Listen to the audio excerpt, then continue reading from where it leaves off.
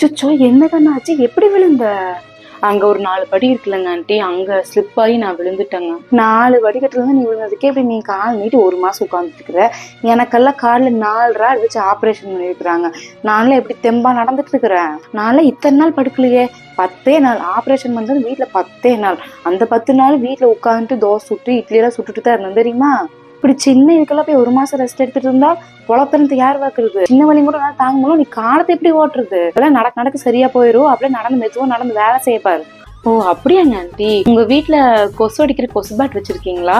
1க்கு 2 கொசு பேட் வச்சிருக்கோம். அது போக வீட்டுல இருக்க எல்லா ஜன்னலுக்கு மஸ்கிட்டோ நெட் போட்டிருக்கோம், கதவுக்கு மஸ்கிட்டோ நெட் டோர் போட்டிருக்கோம். அப்படி இருந்து எப்படி இருந்தாலும் கொசு வந்துடும். கால்ல 4 ராட் வச்சு அந்த வழியே தாங்கினீங்க. ஆஃப்டர் ஆல் ஒரு சின்ன கொசு, அது கடிச்சு அந்த வலி தாங்க மாட்டீங்களா? எதுக்கு இவ்வளோ ப்ரொடக்ஷன்? இப்ப புரிஞ்சுதுங்களா? தலைவலி காய்ச்சல் அவனுக்கு வந்தாதான் தெரியும். அவங்க வலி அவங்களுக்கு பெருசு.